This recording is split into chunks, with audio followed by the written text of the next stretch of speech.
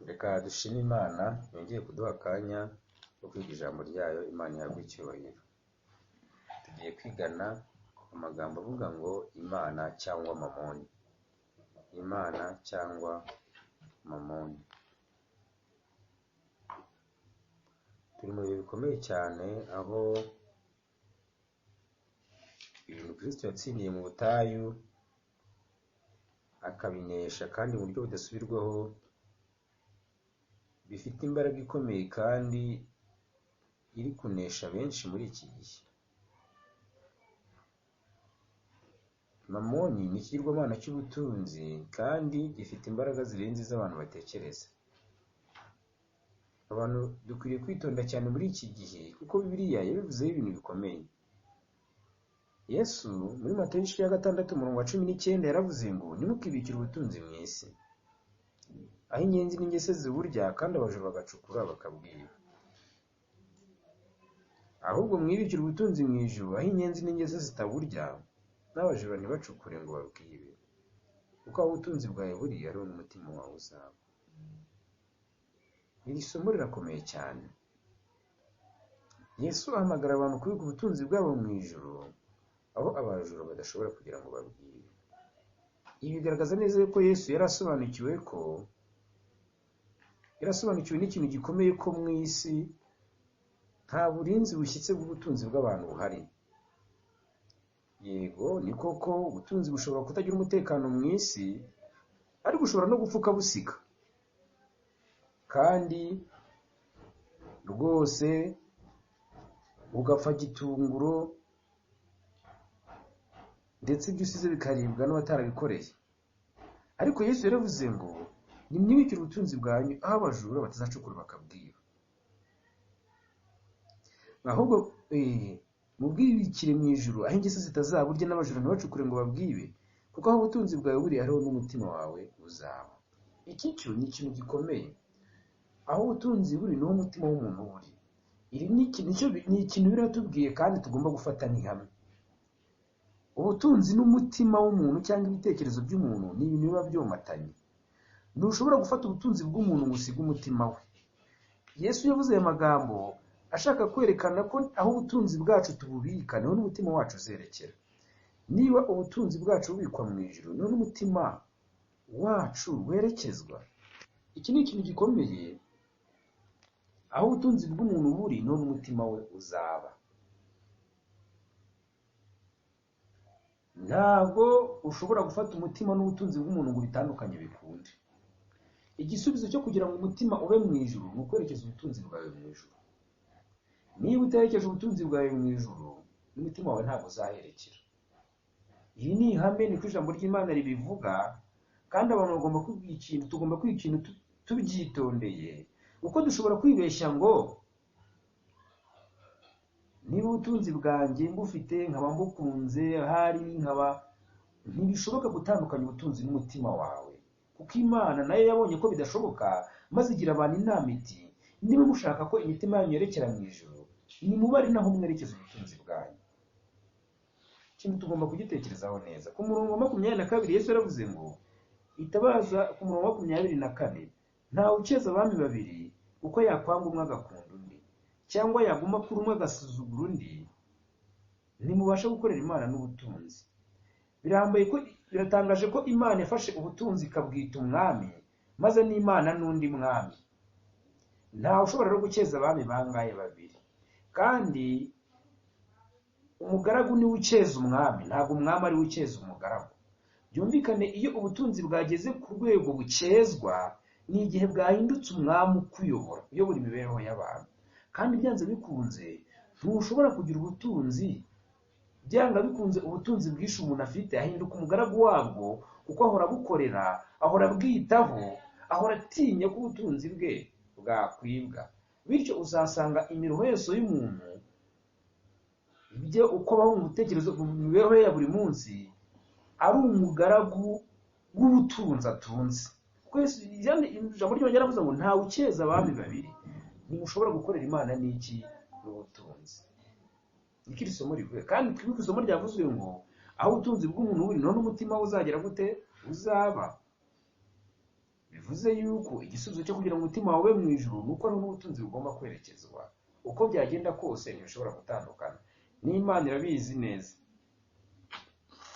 Imana izi ko iyo ufashe ubutunzi bw'umuntu bibaye nko gufata umuntu bwite.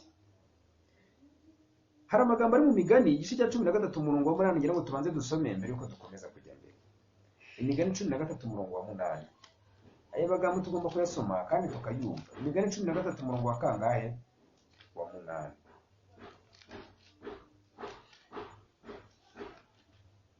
Imigani 13 umurongo wa 8 aranditse ngo incungu y'ubugingo bw'umuntu n'ubutunzi bwe, ariko umukene ntacyo akangishwa. Incungu y'ubugingo bw'umuntu n'ubutunzi bwe. Iri somo tugomba kuritekerezaho. Kuko ubugingo bw'umuntu ni ikintu kiremereye. Kuko Imana ibyanditswe byera bigaragaza ko Imana ikunda umuntu, ubugingo bw'umuntu Imana yabukunze nk'uko ikunda ubugingo bw'umwana wayo, nk'uko ikunda Yesu. Iyo usomye muri Yohana 17 hatubwira ko Imana yadukunze nk'uko ikunda Yesu nyirizina. Ku rwego ubugingo bw'umuntu bwari bufite agaciro kangana n'ubugingo bw'umwana w'Imana. Ijambo ry'Imana ritwereka neza kugira ngo ubugingo bw'umuntu bwari bwarazimiye buboneke, Imana yatanze umwana wayo w'ikinege, kugira ngo umwizeye wese atarimbuka ahubwo ahabwe ubugingo bugize gute? Buhoraho. Ndetse ijambo ry'Imana tuvuga ngo mwacunguwe n'amaraso y'Imana. Byakozwe n'intumwa igice cyawo cya 20 hagaragaza ko amaraso yaducunguye ari amaraso y'Imana. Byakozwe n'intumwa igice cyawo cya 20 umurongo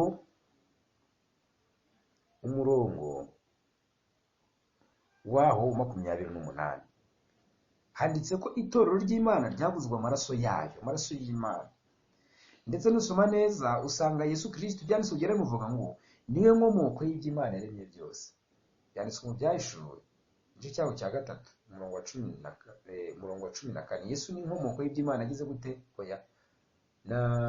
Mu Byahishuwe igice cya 3 umurongo wa turebe umurongo. Yesu niwe nkomoko y'iby'Imana yaremye byose, niwe nkomoko yayo. Nusoma Migani igice cya 8 handitse ko Yesu ari we munezero w'Imana. Nusoma mu Bakorindo igice cya 2 ndetse usomye ku murongo wa 23 na 24 hatwereka ko Yesu Kristo ari we bwenge bw'Imana.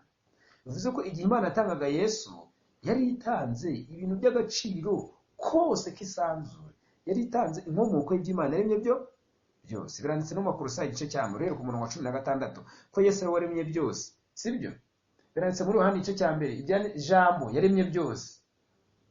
Rero igihe Imana yatangaga Yesu yari itanze inkomoko y'ibiremwa byose aho biva bikagera, ndetse n'abamarayika ubwabo. Ako gaciro kangana gutyo niko Imana yatanze ku kiremwa muntu, ku bugingo bw'umuntu. Noneho utekereza iyo birivuze ngo ubutunzi bw'umuntu, ubugingo bwumva isomo twasomye mu Migani, incungu y'ubugingo bw'umuntu ngo mu butunzi bwe.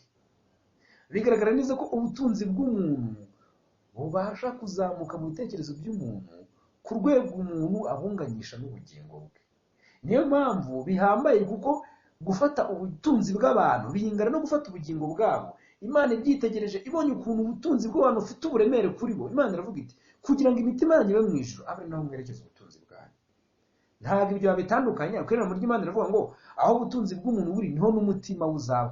Kandi nuko ijambo ry'Imana rivuga ngo rinda umutima kuruta ibindi byose birindwa, kuko ari iby'ubugingo bigize gute? Bikomoka. Iby'ubugingo bikomoka mu mutima w'umuntu. None kugira ngo ubugingo bw'umuntu buboneke birasaba ko n'ubutunzi, kuko ubugingo bukomoka mu mutima, kandi aho umutima uri, aho ubutunzi buri akaba ari n'umutima uri, kugira ngo imitima y'abantu ibe ku Mana niho bagomba kwerekeza ubutunzi bwabo. Ni inama, ntabwo ushobora kubitandukanya ikintu cyose wakora. Tugomba kumva iki kintu nk'abantu b'Imana mu gihe giheruka, kuko ubutunzi bwacu Satani agomba kubwibasira kugira ngo namara kubufata mbere natwe badufashe rwose. Niyo mpamvu inama Imana yatanze ko ubutunzi bugomba kwerekezwa ku Mana muri iki gihe ari inama z'inyamibwa kurenza izindi. Niyo mpamvu byanditswe mu gitabo cy'inyandiko zibanze ko abantu banze kwerekeza ubutunzi bwabo ku Mana, ubutunzi bwabo buzamberera nk'imisozi igiye kugira gute?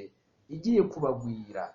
Bazabona ubutunzi bwabo bwose bufashwe, bwigaruriwe n'umwanzi. bumve bibaye nk'aho nabo bafashwe, maze bahitemo kwiyegurira iby'isi isaba, bavuze ati nta kundi twabigenza, n'ubutunzi bwacu burafashwe. Bazaba barananiwe kubuha Imana, bajye kubona bwose burafashwe. Niyo mpamvu ijambo ry'Imana ryavuzwe ngo mwibikire ubutunzi bwanyu mu ijuru, aho abajuru badashobora kugira ngo babwire. Abajuru bavugwa hano ni bande? Bashobora kwiba ubutunzi bw'abantu. Mbese birashoboka ko Satani yakoresha abategetsi b'abantu ku isi bakigarura ubutunzi bw'ikiremwa muntu? Cyane rwose. Reka wenda dukomeze dusome mu byo nari maze kubabwira ko mu byahishuwe igice cya 3 umurongo wa 14, koko niwe biri wita amen, umugabo wo guhamya ukiranuka w'ukuri, inkomoko y'iby'Imana yaremye byose. Aravuga aya magambo ati Yesu niwe nkomoko y'iby'Imana agize gute yaremye byose. Igihe Imana rero yatangaga Yesu ngo aze apfire umuntu, yari itanze ikiguzi kidashobora kubonerwa ingano. Mutekereze ukuntu Imana ifata ubugingo bw'umuntu. None mu Miganisha ya 13 umurongo wa 8 haranditse ngo incungu ubugingo bw'umuntu n'ubutunzi bwe, ngo ariko umukene ntacyo agira gute akangishwa. Mutekereze impamvu ibyo bintu byahise bikurikirana iyo mirongo. Umukene ntacyo akangishwa, ariko incungu ubugingo n'ubutunzi bwe, ubugingo bw'umuntu.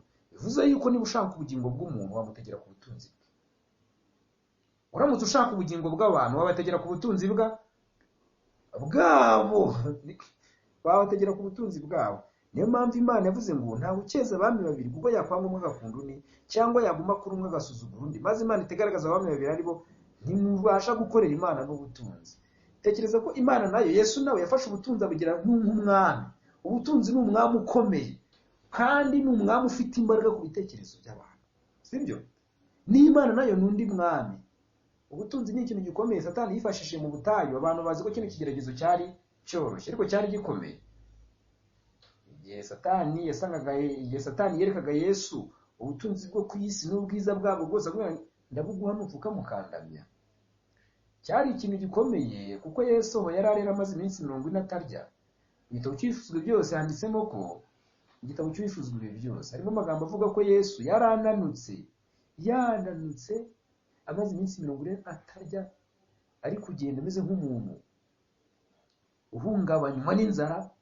Satani mbese yamufatiye aho rukomeye, aho koko yashoboraga guhita amugusha, amutegera ku nda. Abonye byanze, ndetse baranditse mu gitabo cy'Ibifuzwe byose ko Satani yamuzaniye isi ifite ishusho nziza cyane imeze nka Edeni y'Imana. Umuvumo w'icyaha wose wari wahishwe, kugeza ubwo ngo Yesu yararebye avuga ninkomeza guhanga ibintu amaso birankurura ncukwe, maze ngarangije abitera iki umugongo. Yabwiye Satani aya magambo ngo handitse ngo uramye Uwiteka Imana yawe, sibyo? Yateye umugongo iyo shusho nziza cyane yakururaga amaso ya kimuntu. Ibi ni ibintu bikomeye cyane. Mwumve ko n'Imana yari izi uburemere bw'ibi bintu, ariko Imana ishimwe kuva Yesu yarabitsinze, yiteguye no kuduha kunesha.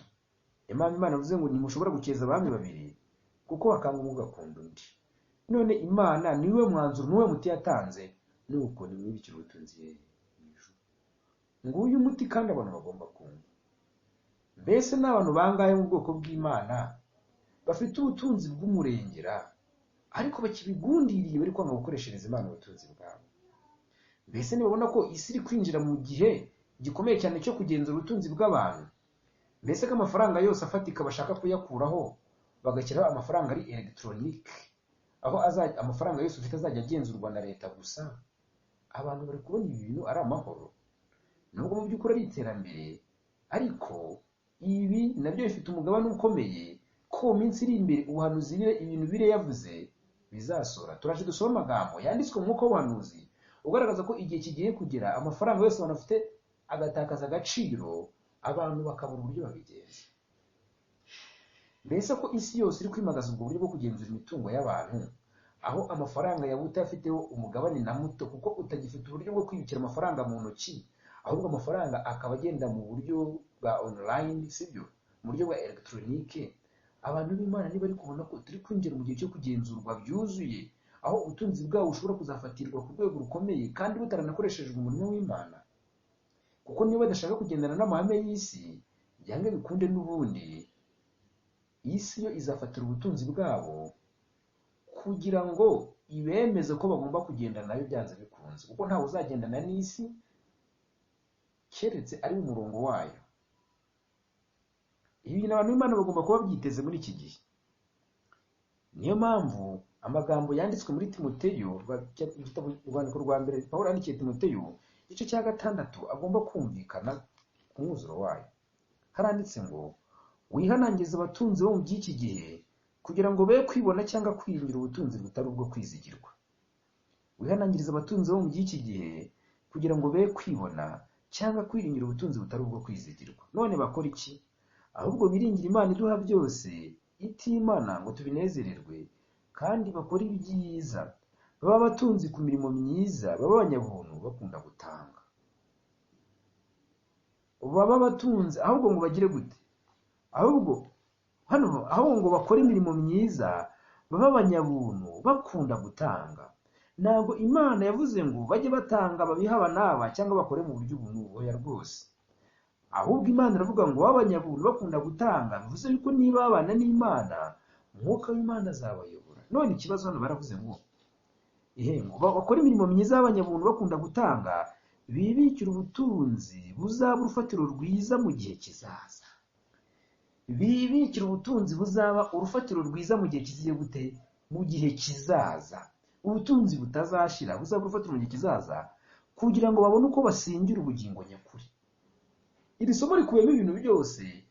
Kugira ngo babone uko basingira ubugingo nyakuri, barasabwa kwemera kuba abanyabuntu, bagakoresha ubutunzi bwabo imirimo. Mbese none ikibazo tugiye kwibaza ni iki? Hano baravuze ngo bakunde gutanga kugira ngo bibikire ubutunzi buzaba urufatiro rwiza mu gihe kizaza, kandi twabonye ko ubwo butunzi ari ukububika mu ijuru. None ikibazo, ubutunzi bubikwa mu ijuru bubikwayo mu buhe buryo? Mbese ni ubuhe butunzi bukomeye bw'ijuru? Ubutunzi bukomeye bw'ijuru kurenza ubundi ni ubuhe? Ubutunzi ijuru ryishimira ni iyi: ni umusaruro w'ubugingo bw'abantu bihana, sibyo? Uwo musaruro w'ubwo bugingo bw'abantu niwo butunzi bw'ijuru. Byanditswe muri Bibiliya yuko iyo umunyabyaha umwe yihannye mu ijuru bishima bakanezerwa, bikabanezeza bakaririmba. Icyo nicyo kinezeza ijuru kurenza ikindi kintu cyose. Rero Imana irashaka ko abantu bibikira ubutunzi mu ijuru binyuze mu kubukoresha mu mirimo yo kwihanisha abantu, kuko ubugingo bw'umuntu bugomba kurokorwa muri iyi si bukazaboneka mu ijuru. Nibwo butunzi bukomeye Imana izavana mu isi, n'ubugingo bw'abantu bihana. Rero kugira ngo twibikire ubutunzi mu ijuru, tugomba kubwibikiramo tubukoresha mu murimo wo kumenyesha abantu ubutumwa bwiza ngo bihane. Kuko ikishimisha ijuru ni umunyabyaha wihannye. Kuko ntabwo Imana ikeneye amafaranga yacu ngo yahunike mu ijuru, ariko ikeneye ubugingo bw'umunyabyaha ngo buzagere mu ijuru, sibyo? Yego. Ubwo rero ubugingo bw'umunyabyaha nibwo butunzi bukomeye kandi buruta ubundi koko. Mbese ijambo ry'Imana rivuze iki? Kuko rero nyine ubutunzi Imana itegereje ari ubugingo bw'umuntu, abatunzi bo ku isi bakwiriye gukoresha ubutunzi bwabo. Buri muntu wese uko atunze n'urugero rw'ibyo atunze agomba kubikoresha mu kugarura ubugingo bw'abantu ku Mana no kubihanisha, kugira ngo abone uko abika ubutunzi mu ijuru. Iki ni cyo gisubizo kirambye Imana yatanze, kandi ibi byomatanye n'ubugingo bw'abantu. Kuko muri Timoteyo igice cya 6 umurongo wa 18 handitse ngo kandi bakora ibyiza, baba abatunzi ku mirimo myiza, baba abanyabuntu bakunda gutanga, bibikira ubutunzi buzaba urufatiro rwiza mu gihe kizaza, kugira ngo babone uko basingira ubugingo nyakuri. Bivuze yuko ntidushobora gusingira ubugingo nyakuri ubutunzi bwacu budakoreshejwe mu murimo ukomeye cyane wo kugarura ubugingo bw'abantu ku Mana. Bugomba kubikwa mu ijuru kugira ngo bube urufatiro rwiza rw'igihe kizaza. Biratangaje cyane, kuko abantu bakijijwe n'ubutunzi bw'abantu n'ubutunzi bwatanzwe na bagenzi babo bizahora ari ibyishimo n'umunezero. Mbese ntiwanezezwa no kubona umuntu wakijijwe n'uko wemeye irarika rya Mwuka w'Imana, ukemera kurambura ukuboko ugatanga ku mpano zikomeye Imana yaguhaye, kabura n'ubwo utari ufite impano yo kubwiriza cyangwa gukora undi murimo w'Imana, ariko ugatanga ku byo Imana yaguhaye kugira ngo abantu babone ubugingo bw'iteka. Niyo mpamvu Yesu hari ikintu yavuze gikomeye cyane tugomba kwitaho.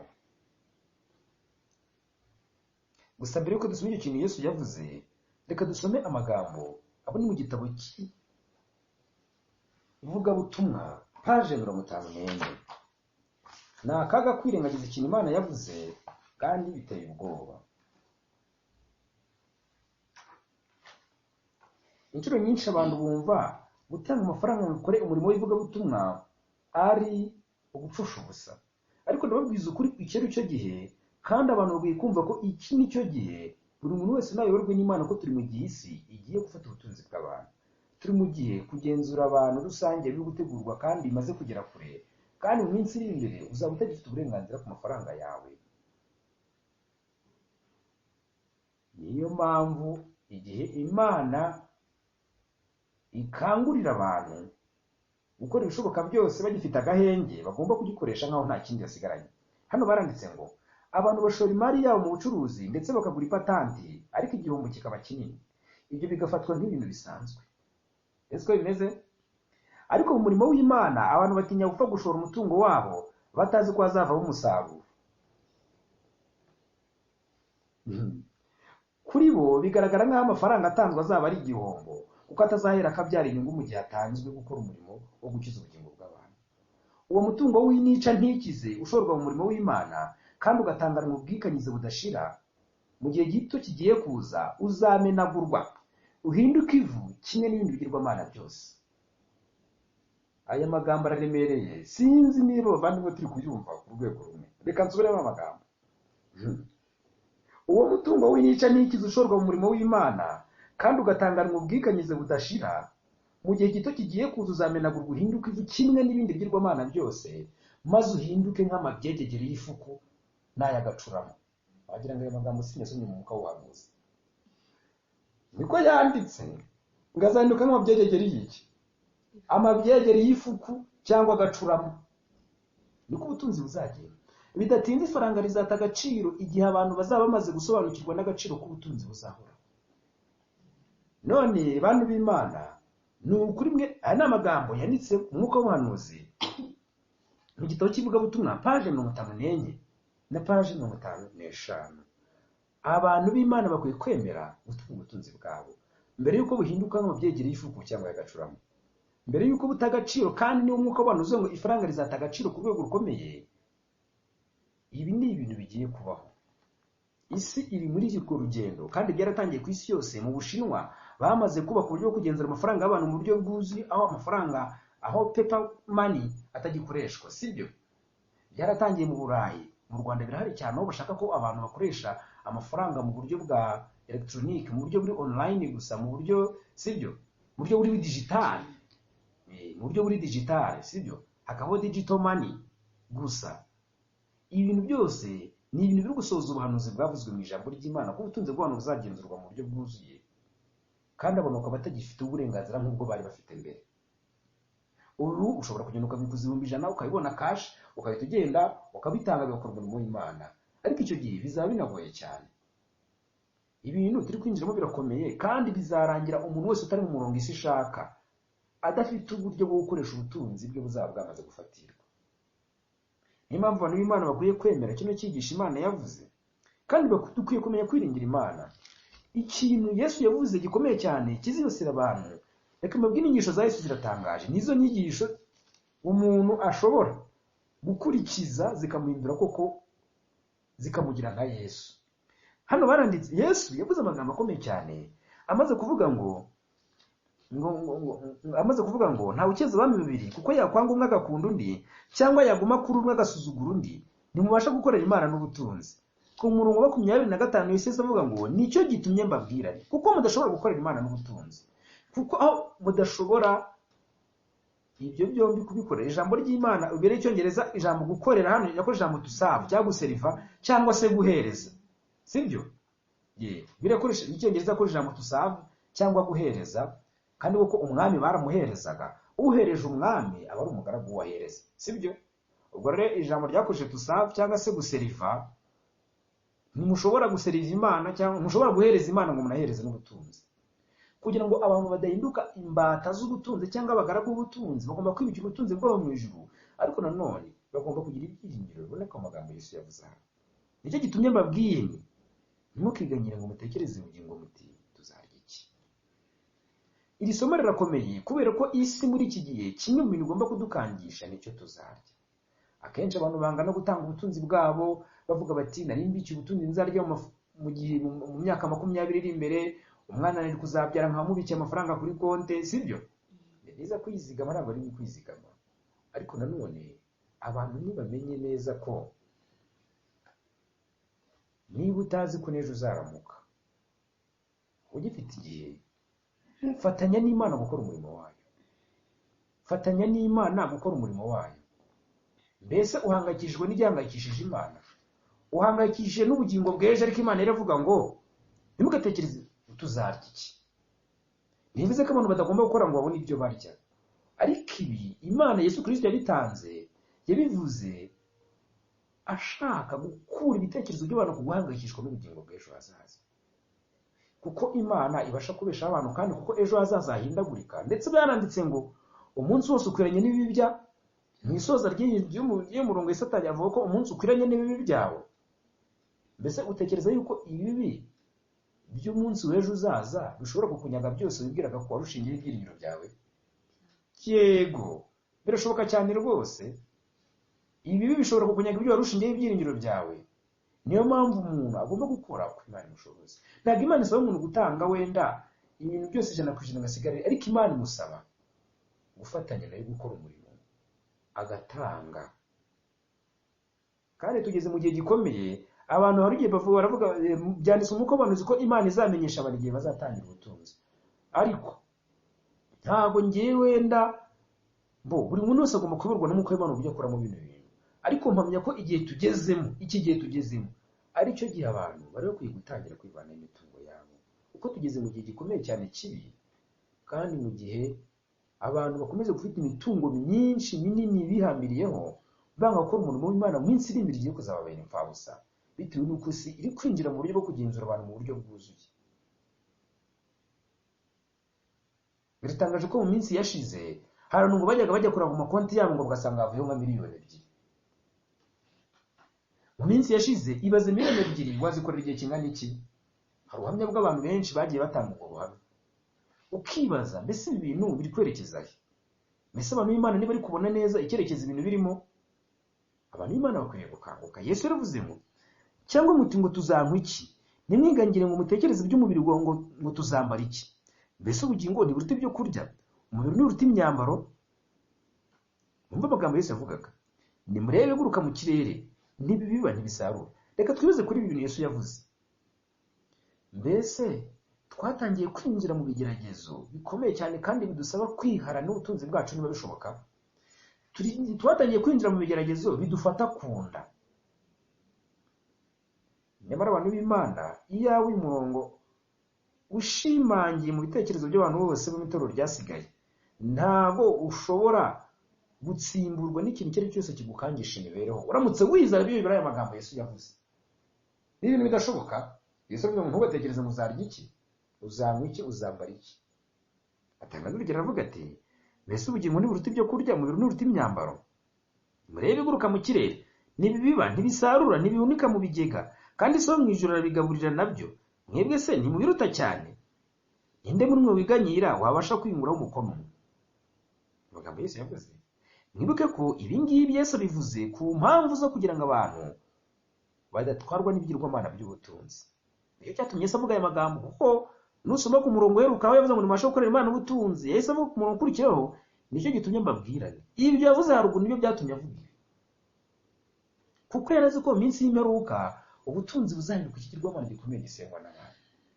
Maze Yesu aravuga ati, akomeza avuga ati, none se ikibaganyisha imyambaro ni iki? Mutekereze ururabyo bwo mu gasozi uko bumera, nibugira umurimo, nibuboha imyenda.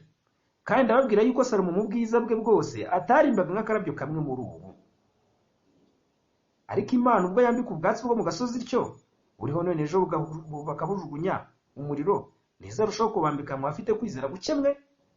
Tugomba kwiringira Imana. Imana ifite ubushobozi bwo kubeshaho umuntu. Iri somo iyaba twaryizeraga nk'uko riri, twaba dufite imbaraga zikomeye cyane. Ibyigisho bya Yesu nibyo byigisho bikomeye, nk'ibi n'abantu birirwa bisubiramo, ariko abafite imbaraga zikomoka, ibyiringiro bikomoka muri iri jambo, usanga abo bishimangiye mu mitima yabo ari bake cyane, ari mbarwa. Abisirayeli mu butayu babagaho bagaburirwa n'iki? N'Imana. Imana bigisha icyigisho cyo kwizera gikomeye cyane, kugira ngo amenye ko Imana ari ibeshaho umuntu, ko umuntu atungwa n'umutsima gusa, ahubwo atungwa n'amagambo asa mu kanwa k'Imana. Bari bariho mu butayu buteraga, ubutayu butavagamo ikintu kizima icyo ari cyo cyose cyabasha gutunga umuntu, bagoswe n'imisenyi n'ubushyuhe bwo mu butayu bukomeye cyane. Imimerere mu butayu namwe murayizi, idashobora gutuma ikimera kimera ngo gikure, ariko Imana yarabatunze ibabeshaho. Babyukaga bazi ko bari burye, bakabyuka bajya gutoragura, ndetse biranatangaje ko babwiraga n'Imana ngo bakumbuye inyama. Baravuze ngo bakumbuye inyama ngo n'ubutunguru n'ibiki, baranitotomba, bo bararengeje, barakabije, kuko bashatse gusaba Imana n'ibyo itabemereye, sibyo? Ariko cyari icyigisho cyo kwizera, ariko usanga ko hari aho bagiye batiringira Imana henshi cyane, henshi cyane. Kwiringira Imana kwabo kwagiye gucogora, kabone nubwo Imana yabashaka kubigisha icyigisho cyo kwizera nk'umubyeyi. Ibi bintu tugomba kubiringira Imana cyane, kuko Imana Bibiliya ivuga ngo isi n'ibiyuzuye n'iki? Iby'Uwiteka, isi n'abayibamo. Rero kuko Satani umutsi w'ubutunzi ari umutsi yifuza gufata, kandi akaba ari umutsi umeze nk'aho ufatanye n'ubwonko bw'abantu, abantu b'Imana bakwiye umuti wonyine ugomba kubivura, uyu Yesu yatanze. Umuntu utaziringira ayo magambo Yesu yavuze wese n'agasatambuka ikigeragezo cy'ubutunzi kiri imbere nawe. Hari n'umwe ntawagitambuka uti aya magambo Yesu yavuze atarashimanye mu bitekerezo by'umuntu, ntawagitambuka. Ariko da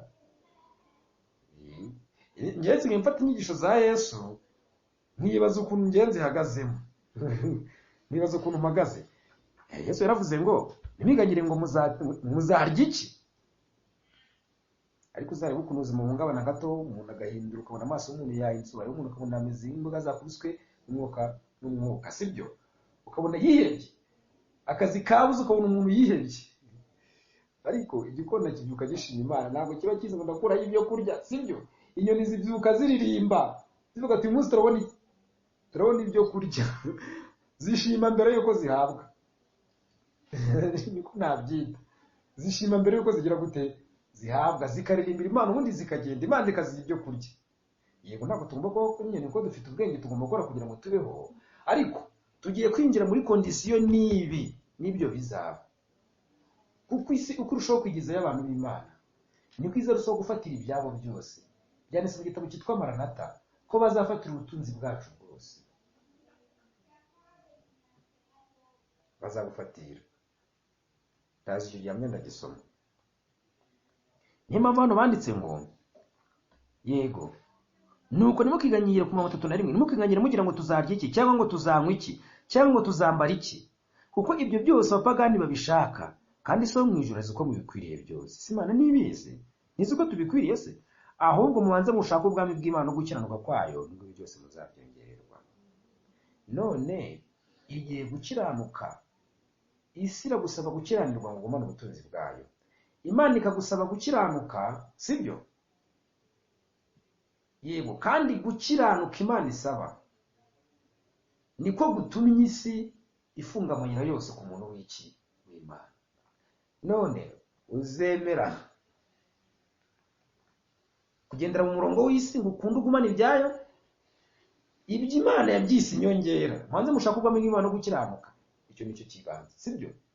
Ibindi byose muzagera gute? Muzabyongererwa. Ni bangahe bizera iri jambo? Yego bariho, ariko ngomba kwibaza niba mbarimo cyangwa niba nawe ugize gute ubarimo. Mubanze mushaka ubwami bw'Imana no gukiranuka kwayo, nibwo muzabyongererwa. ibindi byose muzabyongererwa. None gukiranuka kw'Imana ni ukuhe? Gushirirwa he? Gukiranuka kw'Imana ni ukuhe?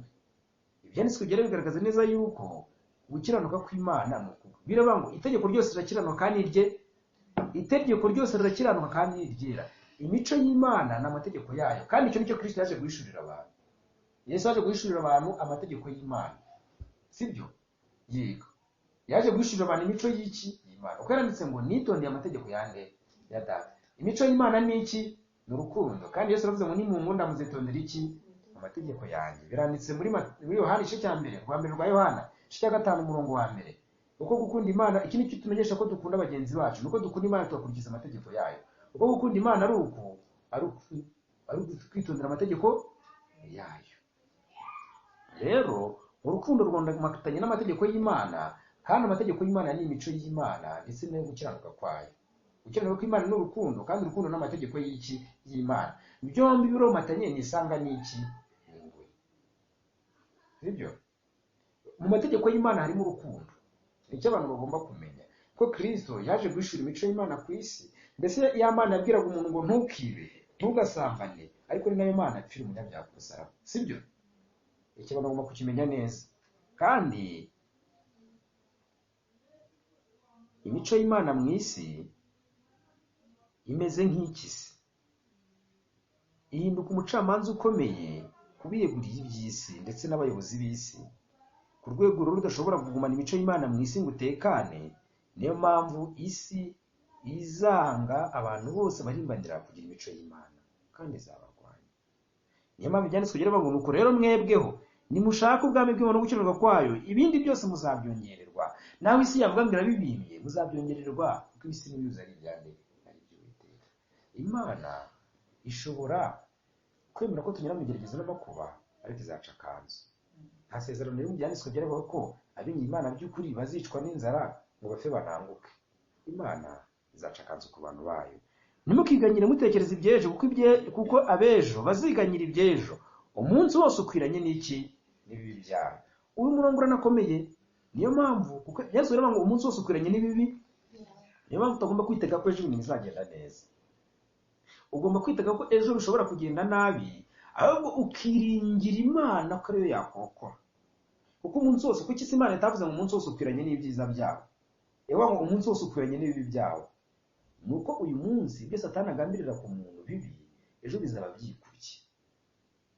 Umunsi uzaza ejo, ibyo Satani agambirira ku muntu bizaba byikubye. Niyo mpamvu n'ubutunzi umuntu yiringira ashyizeho umutima, ejo bwose ashobora kubura ikintu cyose yari ashyizeho ibyiringiro, kandi ibyo Satani akabikora kugira ngo amutenebure, sibyo? Amuca intege. Niyo mpamvu ibyiringiro nyakuri muri iki gihe bishobora kuva ku Mana gusa. Niyo mpamvu Imana ibwira abantu ngo nuko namwe nimukoresha ubutunzi bwanyu, mufatanye nanjye kugarura imitima y'abantu, mubukoreshe mu ivugabutumwa. Nimugenza mutyo nanjye nzabitaho, sibyo? Nanjye ntacyo muzagira gute? Ntacyo muzamburana. Mu gitabo cyitwa Maranatha hagaragaza ko bazatwambura ubutunzi bwacu bwose. Mu gitabo cyitwa Maranatha yo ku 27 hari amagambo ahanditse kavuga ngo nabonye abantu b'Imana bari mu gutesha ubutwe bukomeye, bataka kandi basenga, basaba gusorezwa amasezerano y'Imana mu gihe abanyabyaha bari babakishije babakoba kandi bashaka kubarimbura. Bakobaga ubunyantege nke bwacu, kandi basekaga kandi bagakoba umubare muke wacu, kandi batubwiraga amagambo mabi yagenewe kudutera intimba, niko nabyita. Ni amagambo mu Cyongereza ndi gushyira mu Kinyarwanda. Yego, badushinjije kugufata umwanya wo kwigenga tugitandukanye n'isi yose. Bari bakuyeho ubutunzi, resources zose. They had cut off our resources so that we could not buy or sell. No sell. Bazaba barakuyeho ubutunzi, resources zacu zose. Bazaba barakuyeho ubutunzi bwacu bwose, aho dushobora gukura amano kose kugira ngo tutagura cyangwa ngo tugurishe. Bityo badushyize mu bukene and stricken condition, ndetse no muri kondisiyo navuga ngo zikomeye, sibyo, z'ubuhanya. Bibazaga ukuntu dushobora kubaho tudafite isi. We were dependent on the world. Ubuzima bwacu bwari bushingiye ku isi, and you must consider the customs, practices and laws of the world or go out of it. Rero twagombaga kumvira imigenzo y'isi n'ibikorwa byayo n'amategeko yayo, cyangwa se tukayivamo. Ibintu bibiri ndiko bizaba bimeze. If we are the only people in the world whom the Lord favored, the appearance were all free against us. Urumva niba twari abantu bonyine Imana yitaho cyangwa igirira ubuntu, yari kwiriye kutwigaragariza. Hano bavuze ko they declared that they had the truth, that miracles were among them. Abisi bo bavugaga ko bafite ukuri k'ibitangazwa biri hagati muri bo, that angels from heaven talked with them, kandi bavuga ko abamarayika bavuganye nabo kandi bakagendana nabo, ko kandi imbaraga ndetse n'ibimenyetso n'ibitangaza byakorewe muri bo byari itangiro ry'ikinyagihumbi bari bategereje igihe kirekire. Isi yose izaba yahindutse kandi izaba ihamanya byuzuye n'itegeko ry'icyumweru. And these little feeble people stood out in defiance with the laws of the land. Maze abantu b'abanyantege nke bakeya bahagaze barwanya amategeko y'igihugu cyangwa y'isi, ari abantu bazamvira amategeko y'Imana. And laws bano bavuga ngo, and this bazavuga bati, n'amagambo nyine bazabavuga ab'isi, bazavuga bati, these little feeble people stood out in defiance of the laws of the land.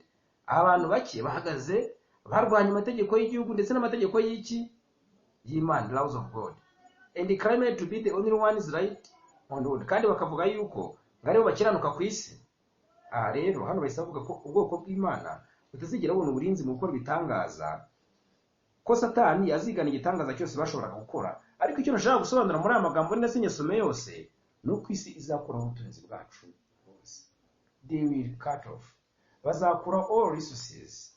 Hano umwuka w'abahanuzi bivuga bazazikora, bivugwa mu bitabo byinshi, mu ntambara ikomeye biri mu nyandiko z'ibanze birimo ko abana b'Imana bazamburwa ikintu cyose gishoboka. Niyo mpamvu rero dukwiriye muri iki gihe kwemera kwiyegurira Imana ko biba bidatinze. Satani azakora ibishoboka byose, nta muntu n'umwe uvuga ko yubaha Imana uzaguma mu murongo w'isinga imyemerere. Isi izamurwanya kandi izamurwanya rwose, kandi izamwamura ibintu byose. Niyo mpamvu hano banditse ngo paje 435 intambara ikomeye. Iki nicyo gihe dukwiriye kwimenyerezamo ubwacu kugenzura amasezerano y'Imana. Abamarayika bandika isengesho ryose risenga mu mwete kandi ritaryarya. Ibyaba byiza ni uko twitandukanya n'ibyo turarikira kuruta gutandukana n'Imana. Ni byiza ko umutindi nyakujya kwizinukwa ari gukemerwa n'Imana. Ni byiza ko umutindi nyakujya kwizinukwa ari gukemerwa n'iki n'Imana, kuruta ubukira icyubahiro kuba inziramuze no kugira inshuti nyinshi udafitanye imishyikirano n'Imana. Urumviriza ijambo? Yego. Ni byiza kwizinukwa, ni byiza kwizinukwa nkuko nari maze kubisoma, kuba umutindi nyakujya kwizinukwa ari gukemerwa n'Imana, kuruta ubukira icyubahiro kuba inziramuze no kugira inshuti nyinshi udafitanye imishyikirano n'Imana. Dukwiriye gufata igihe gihagije cyo gusenga. Nitwemerera ubwenge bwacu kugira mu binezeza by'isi tukirengagiza gusenga. Hari igihe Imana yabona ko ari ngombwa kutwambura ibyo bigirwamana by'izahabu, amazu cyangwa imirimo urumbuka. Igihe cy'amakuba kiratwegereye, atigeze kubaho kiradusatiriye. Dukeneye kuba dufite indi mibereho itari nk'iyo dufite ubu, ya indi benshi bahinyura ariko badashobora kugeraho. Tugomba rero turi abantu b'Imana afite imibereho. Abazaba paje 437 abazaba barabaye abigishwa b'ibyanditswe byera gusa batajenjetse kandi bakakira urukundo rw'ukuri rw'Imana, bazarokoka icyo gishuko gikomeye kizigarura isi yose. Iki ni igihe Satani azigerageza. Ibihamya byo muri Bibiliya gusa nibyo bizashobora guhishura amayeri y'umushukanyi. Igihe cy'ibigeragezo kizagera ku bantu bose. Mu gihe cy'ishungura niho abakristo nyakuri bazagaragara. Mbese abantu b'Imana bashinze imiji batajegajega mu ijambo ryayo kugira ngo batazagendera ku ntekerezo zabo bwite. Mbese muri icyo gihe gikomeye bazitabaza Bibiliya yonyine. Umva ikintu Satani azakora. Satani azakora uko ashoboye kose kugira ngo ababuze kwitegura kuzahagarara bashikamye kuri uwo munsi. Azabambira inzira zabo, abuzemo irari ryo gushaka ubutunzi bw'isi. Urumva ikintu azakora?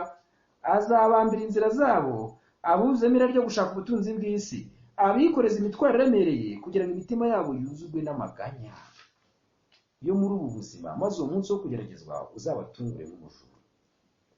Rero kimwe mu Satani ari gukora gikomeye cyane muri iki gihe kigomba kubuza abantu umwiteguro, ni ukubuzanira ryo gushaka ubutunzi gusa. Abantu ntibite ku murimo w'Imana, ntibite ni ku mitima yabo ihenebera. Abantu bakirirwa bavuga ubutunzi ari byo rari gusa ry'ubutunzi riri mu mitima y'abantu, maze imyiteguro mizima yose ikabacika. Imana idufashe rero kugira umwiteguro muzima wo kwitegura Yesu kugaruka, kandi dore kwemera gufatanya nayo mu murimo wayo, dutanga ku butunzi bwacu kugira ngo umurimo ukorwe. Kandi tugomba kubyumva neza cyane, kuko Imana yatanze byose muri Kristo Yesu. Mbese twe dukwiye kwimana Imana yaduhaye? Oya, byanditswe byera biravuga ngo umuntu Imana yahaye taranto agomba kuzikoresha, sibyo? Yego, taranto ziratandukanye, abantu bahawe taranto zitandukanye. Hari n'abatarahawe impano zo kubwiriza, ariko bahawe impano zo kugira amafaranga n'ubutunzi. Iyo ni taranto ushobora agomba gushaka kubaza icyo yabyaye. Imana idufashe ide kwemera gukorana n'Imana. Reka dusenge. Mana yacu, tugushimiye ko dukunda kandi utwitaho. Tugushimiye ku bw'aya magambo twigishije, turagusabye ngo ude kuyumvira. Ubwo turi mu gihe gikomeye cyane, koko nibyo Mana, uradusaba gukora kugira ngo tubeho, ariko uranadusaba gukoresha amafaranga yacu umurimo w'Imana. Ntabwo tugomba kwiringira ko tubeshejweho n'ubutunzi bwacu, ahubwo tugomba kwiringira ko tubeshejweho nawe Mana yacu. Rero ude kwemera gufatanya nawe. Ubutunzi tububona kuko twahawe ubuzima nawe. Rero turakwinginze ngo ibyo twabonye duhawe nawe uturinde kubikurutisha, kuko biranditse mu Muramyi yaremye ijuru n'isi n'inyanja n'amasoko. Rero Mana, ngwino ubane natwe, ufashe umuntu wese wumvise icyigisho. Twese ude kwemera gukora nawe muri iki gihe, no kwemera guhora byose ku bwawe, ndetse n'ubugingo bwacu bwabwo niba bibaye ngombwa, mu izina rya Yesu. Amen.